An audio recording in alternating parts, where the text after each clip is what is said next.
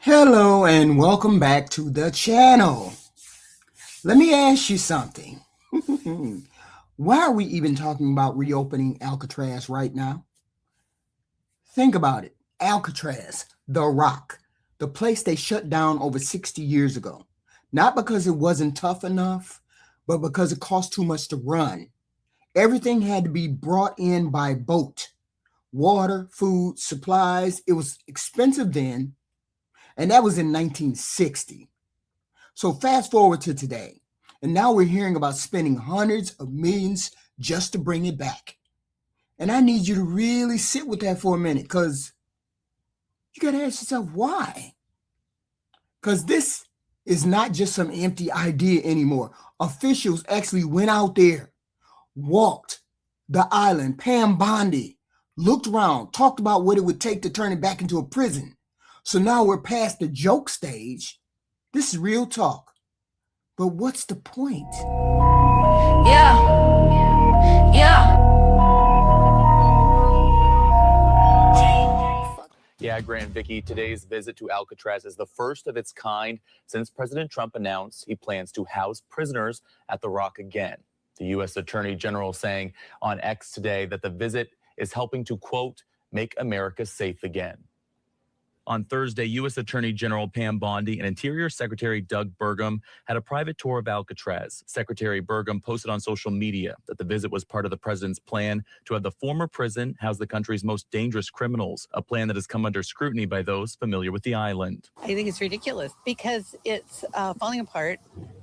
I worked out there 40 years ago as a ranger, and it was falling apart then.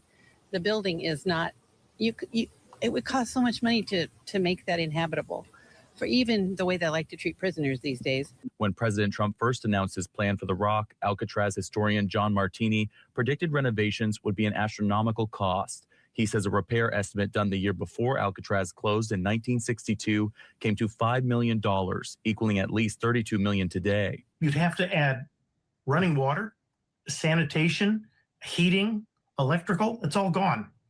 There's some electricity, but not enough to do the island. While it's predicted to be an expensive feat to reopen Alcatraz, the National Park Service currently generates about $60 million a year in revenue from tourists visiting the former prison. Because if you actually look at this place, it's not ready for anything. Even when we saw them walking through that, it's not really ready for anything. That's not a prison sitting there waiting to open its doors. That's a shell of a place. Buildings breaking down. You heard old boy. He said you got to pump in water, gas, electric. You got to pump everything up in there. Buildings breaking down. No modern plumbing, no sewage system, no real infrastructure to support people living there full time. You wouldn't be fixing it up. You'd be rebuilding it. So wouldn't it just be cost effective to knock it down and redo it? Okay. And where would the money come in? He said $60 million a year through tourism. You knock it down, there's no more tourism. We're talking about hundreds of millions just to get started if they did it from that structure right there. And everybody who knows anything about construction, especially on an island, knows that numbers don't stay where they start. That turns into billions. Easy. Now, here's where I want you to really think about it. All the same time all this is being talked about, they're saying this place could be used for the worst of the worst. Violent offenders, dangerous people, and even possibly detainees, immigrants, people going through the system. And that's where the question is, for me, why? Why would you take one of the most expensive places you could possibly run and use it for people who may not even be here for a long term? If someone is going through an immigration process or being detained temporarily, why are we talking about putting him on an island prison that costs a fortune to operate? That don't add up. That's like saying you're going to build the most expensive house on the block just to use it as a waiting room or something. It doesn't make sense. And I'm not saying public safety doesn't matter. That's not what I'm saying. Of course it does. If someone is dangerous, they need to be handled properly. Nobody's arguing about that. But the question is, does this actually solve anything, or does it just look strong? Because Alcatraz is not just any prison. The name means something. When people hear it, they think isolation. They think no escape. They think harsh conditions locked away from the world. It's a symbol. Is this about solving a problem, or is this sending a message? You all already are building and readjusting places all over the country. Why would you need this place? We have a lot of prisons. We have a lot of empty buildings. We don't need to open this one up when it would cost millions and billions maybe to open it up and get it started. This place used to cost 3 times more to run than any other prison. That was before modern regulations, before today's cost, before everything became more expensive across the board. Now imagine trying to run that same setup today. You got to bring everything in by boat, maintain everything on an island, deal with weather, logistics, staffing, and for what? A facility that can only hold a few hundred people at the most? A few hundred. So now ask yourself, if the goal is safety, if the goal is handling crime, if the goal is dealing with detention, why build something so expensive for so few people?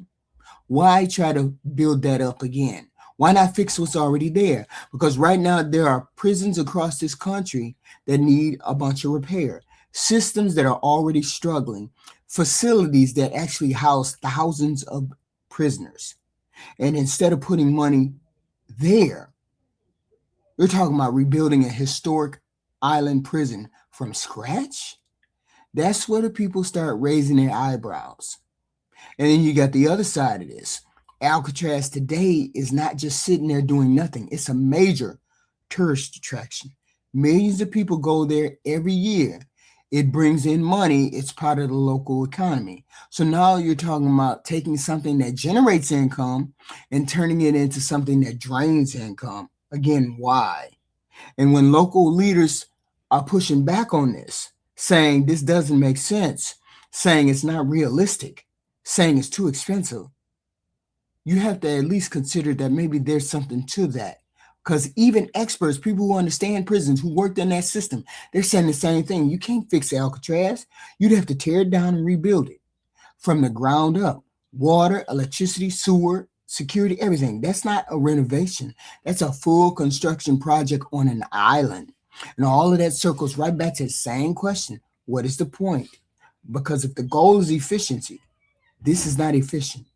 If the goal is cost, this is not cost effective. If the goal is temporary detention, this is the most expensive way you could possibly do it. So what does that leave? The image, the message, the idea of toughness. That's the only reason why you would be doing this. And look, people respond to that. I get that. They hear Alcatraz and it feels like it's strong. It feels serious. It feels like something is being done. But feeling like something is being done and actually solving problems, those are two very different things. And that's where you have to be honest. Because it's easy to get caught up in the name, okay? The history, the reputation. But when you strip all that away, you're left with a simple question. Why are we spending this kind of money or something we already decided didn't make sense? And even more important, why would you use it even in part for people who may not be here long term? That's the part that really don't add up. Because now you're not just talking about cost, you're talking about purpose. And if the purpose doesn't match the price, then something is off. So people keep arguing back and forth about whether it should happen or should not happen. They shouldn't even have been there trying to tour something like that. The numbers should have told them not to even go there. Pam Bondi went there. They never should have went there. The numbers should have told them that it didn't make sense. You guys tell me what you think in the comment section of this story, and I'll see you in the next one.